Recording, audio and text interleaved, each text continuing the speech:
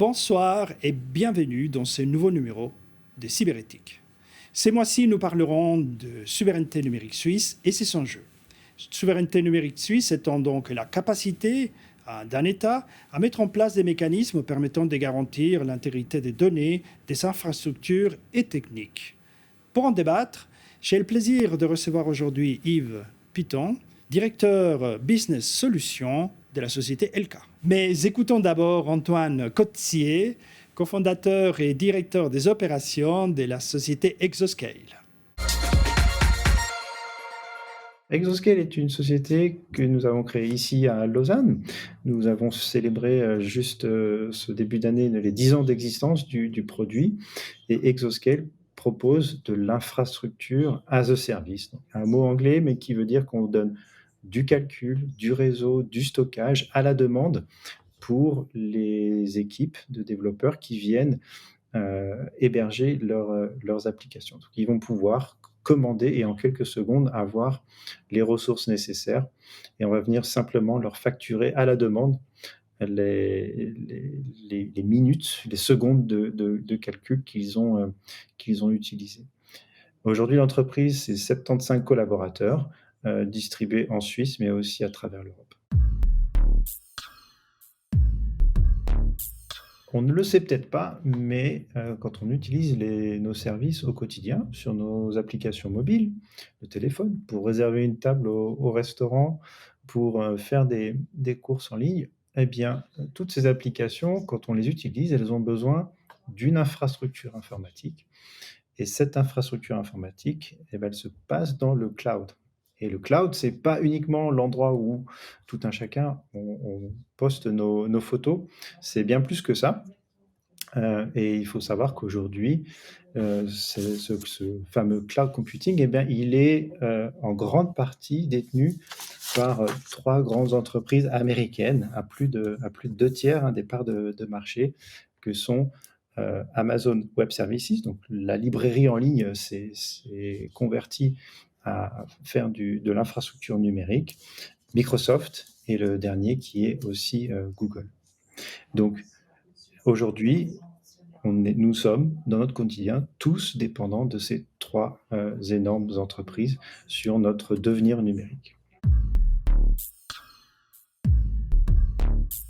Alors en Suisse, on a l'avantage d'avoir une très bonne infrastructure de télécommunications. On a aussi investi, on a des data centers physiques donc qui nous permettent d'héberger ces ordinateurs. Là où on manque cruellement d'échelle et de compétences, c'est sur 2 domaines.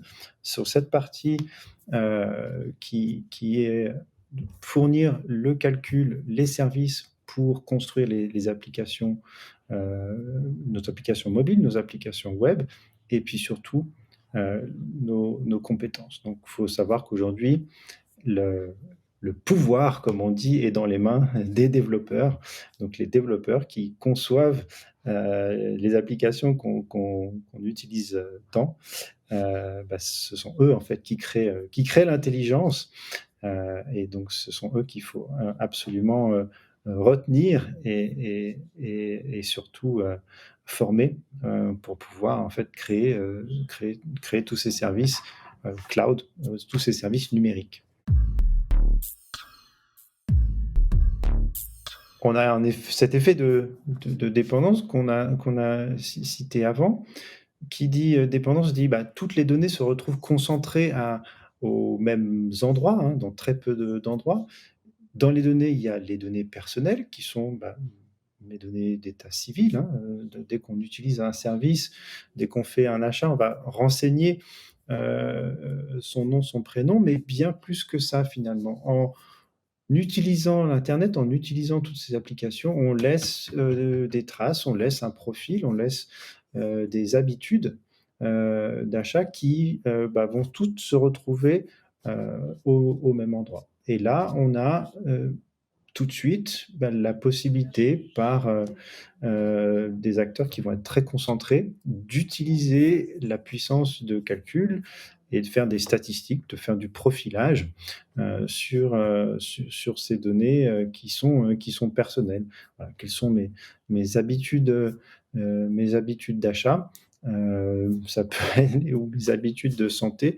Eh bien, il y a des domaines dans lesquels on n'a pas forcément envie qu'un seul pays ou une seule entreprise ait toutes les cartes en main, pour pouvoir dicter, par exemple, la composition de notre dessert favori ou bien le meilleur produit d'assurance qu'on sera obligé de consommer demain. Monsieur Buton, vous êtes entre autres responsable donc, du pôle cybersécurité. Est-ce que l'émergence des nouvelles capacités de l'intelligence artificielle, qu'est-ce que vous en pensez, vous? Alors, l'intelligence artificielle, on en parle beaucoup, c'est devenu un peu un buzzword. Est-ce que ça va impacter les problématiques de cybersécurité? Je dirais que d'un point de vue théorique, finalement, la réponse va se trouver probablement dans cet équilibre qu'il y a entre la capacité et les ressources qui sont mises dans les capacités d'attaque par rapport à ce qu'on peut mettre sur pied au niveau de la défense de notre infrastructure et de nos données. D'un point de vue plus pragmatique, j'aurais tendance à dire que la réponse, elle va être en fait dans la capacité d'adaptation et de la flexibilité d'adaptation par rapport à des règles qui changent. Si je prends juste un exemple du SOC que nous venons de mettre sur pied, le SOC étant un Security Operations Center qui monitore les infrastructures de nos clients, nous avons intégré dans la plateforme, avec des partenaires, une capacité dynamique d'adaptation à des règles changeantes où que ça se passe à travers le monde. Et je pense que ça, en fait, est extrêmement important parce qu'on voit que ce soit au niveau de l'ordinateur quantique, au niveau de l'intelligence artificielle, les règles vont changer en permanence et il va falloir s'adapter.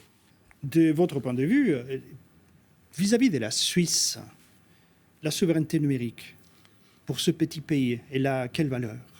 Je pense que c'est extrêmement pertinent. La souveraineté numérique n'est pas une question de taille. Je pense que c'est une question effectivement de pouvoir contrôler son destin, de pouvoir finalement définir de manière très claire quelles sont les données qui sont sensibles, quelles sont celles qu'on doit contrôler, et quels sont en fait les enjeux liés à ces données et à la pertinence de l'exploitation de ces données. Donc on vit aujourd'hui dans un monde qui mélange beaucoup la sphère privée et la sphère publique, ou l'aspect professionnel. Il y a un mélange de données en fait qui est extrêmement important et qui peut être assez délicat à gérer. Et donc par conséquent, je pense que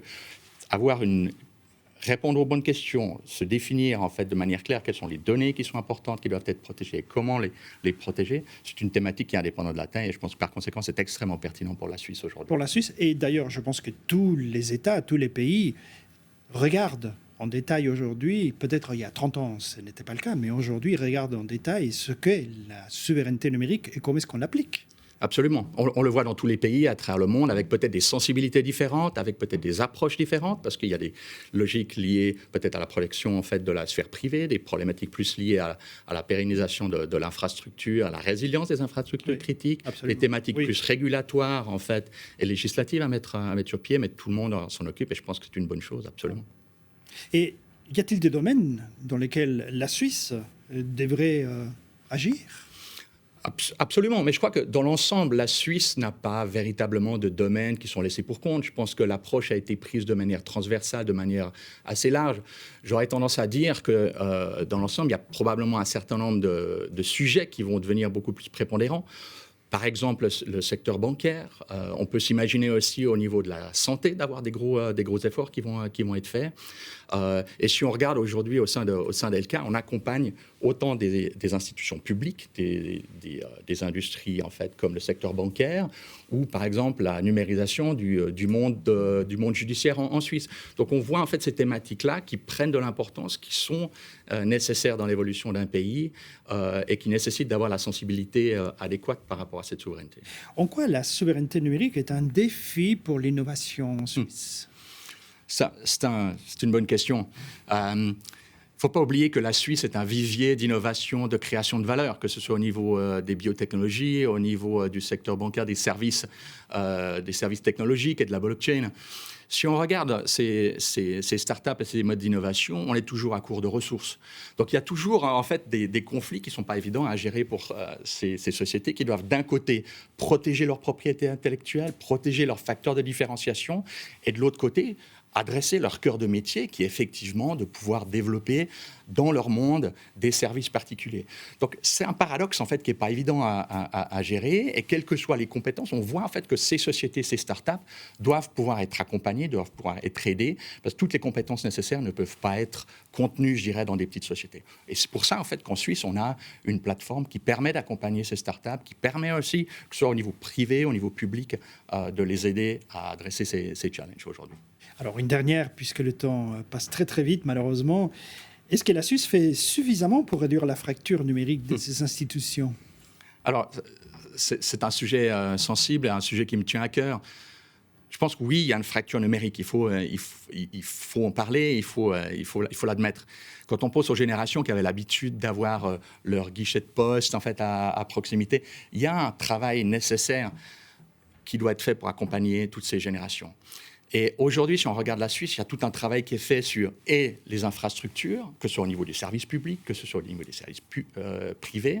Il y a un énorme travail de formation qui est fait également, et je pense que c'est extrêmement important que ça se fasse. Donc, je dirais, oui, on fait beaucoup de choses. Est-ce qu'on en fait suffisamment? Non, comme je le mentionnais tout à l'heure, je pense qu'il y a quelques thèmes qui sont critiques d'un point de vue modèle de gouvernance au niveau de la gestion des données, au niveau de la digitalisation des services publics, c'est extrêmement important.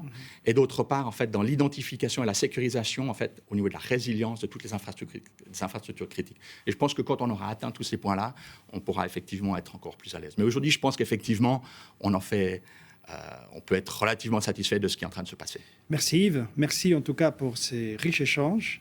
Quant à nous, merci à vous. Nous avons le plaisir de vous recevoir et de vous revoir à nouveau prochainement sur Les Monts Bleus.